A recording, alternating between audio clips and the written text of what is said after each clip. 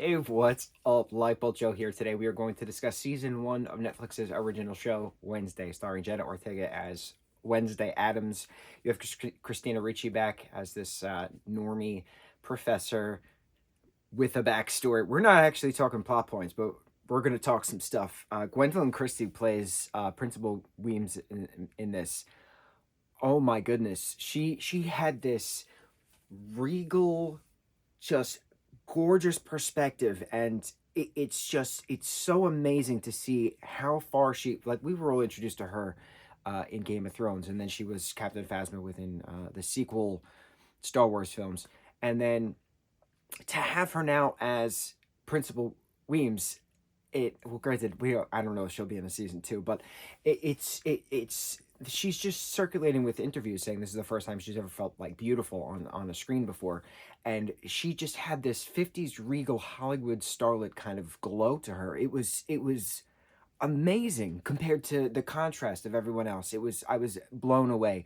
Um, who else? There's so many other people who are in this. Catherine Zeta-Jones plays Morticia Adams.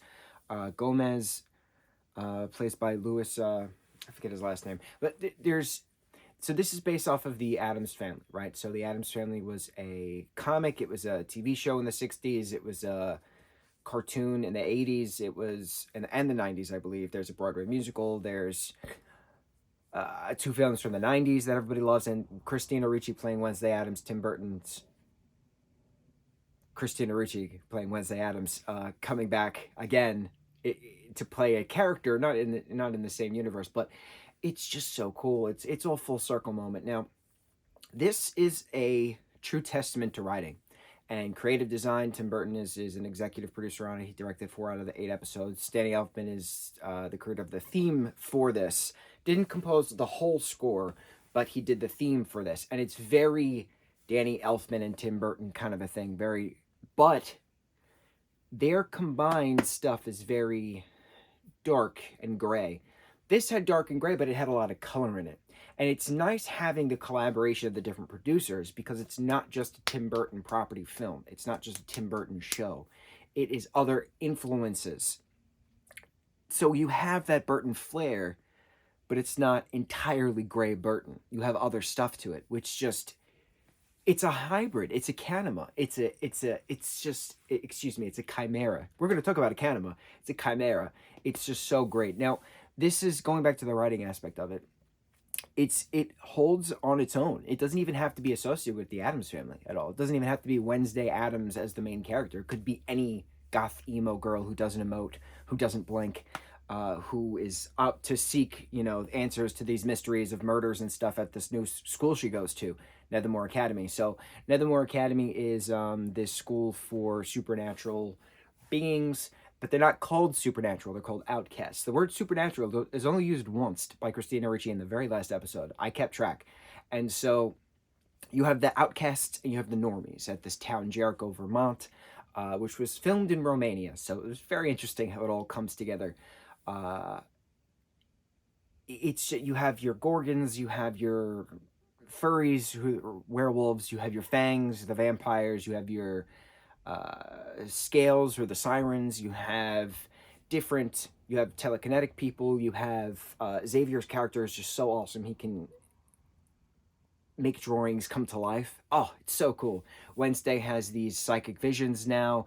There's a lot of stuff going on, right? So a lot of this show is about whitewashing America and how it has to be stopped. And there's this pilgrim coming back for revenge in a curse aspect. And how is Wednesday's family attached to it? And it's just so cool diving back into the 1600s Jericho with the pilgrims and just mass genocide with the natives and Mexican descendants as well, being associated with the natives, which is interesting because in the 1600s Mexico was pretty much the whole southwestern chunk of the United States that was sold to us. I don't remember when that land transaction was. It was a few different things. They were trying to build a railroad, so they had to expand some stuff. I don't remember what year. But so it's interesting showing that Mexican descendants are still technically Native Americans within the different regions coming though to Vermont. Very cool. I like that little twist on it. Jenna Ortega speaking perfect German, learning cello for this. She just did so much work, and she's nominated now for a Best Actress for Golden Globe. She deserves it. 100% deserves it. Incredible. So this show is equal parts, and I'm going to do some comparisons here, and you're going to be like, oh my God, he's right. Teen Wolf meets Scooby-Doo meets Fear Street Part 3, 1666. What else? We have Chilling Adventures of Sabrina. We have Monster High. We have 5 different franchises combined so perfectly into this that it just works so synonymously to this glorious escapade of fun and wonder. And you're like, what happens next? The actor who's the hand for Thing does an incredible job. Fred Arba something. I can never remember his name. He plays Uncle Fester in an episode. The kid who plays Pugsley is a great actor.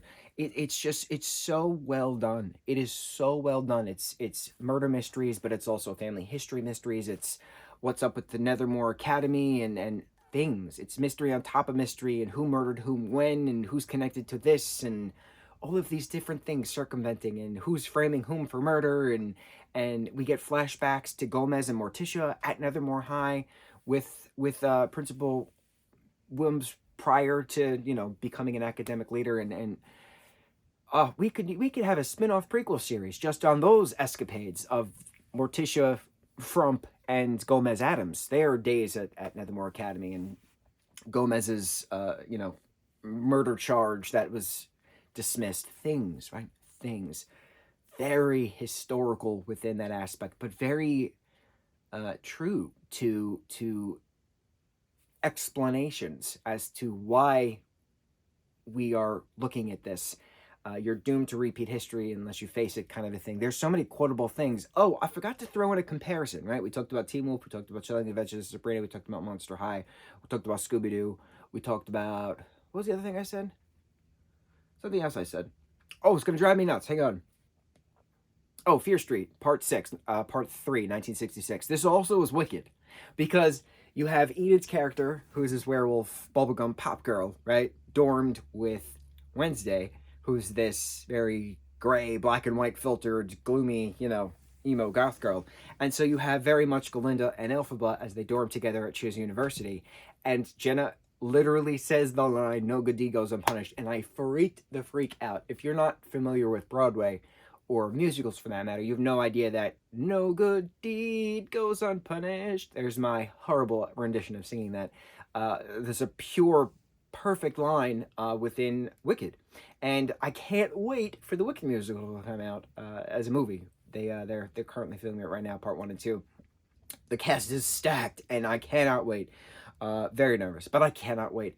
Fierro better have diamonds down his damn left side of his body. That's all I gotta say. We'll talk about that at some point. I'm still mad about that. We gotta read the Wicked books again and talk about those, because Fierro's character physical traits, coppery tan skin, blue diamonds down the left side of his body, and they didn't have that for the Broadway musical, and I'm still pissed about that. All these years later, it's been 20 years later since 2003 when the oh my God, it's been 20 years. I was there for the original cast. Oh my God, I'm old. I am old. Woo. Woo. Next year is 20 years. That's a frightening thought. But again, can't wait for the musical. Anyway, Jenna Ortega's character of Wednesday Addams saying "No good deed goes unpunished." I freaked out, and this song immediately popped into my head. I'm freaking the freak out. But this was just so good. And like I said in the beginning of this rant of mine, this holds on its own. I don't actually even need to compare it to anything. Like the whole Kanema Hyde aspect in relation to Teen Wolf, who's the Kanema, who's the Hyde in Wednesday's story, who's the Kanema in the Teen Wolf story. I don't even have to use that as a comparison. Like, this is just such a cohesive plot point, and it keeps you guessing. You're like, oh my God, who is it? Oh my God, what happens next? You have no idea, and you're thinking you know, but you don't know. And it's cool because it keeps you on your toes. One of my favorite camera experience happened. Jenna falls, and the camera falls with her, and she falls into a vision. So it's like an alternate falling. Oh, the camera going in the circle. Freaked out. Loved it. This was so well done. I need to see this again.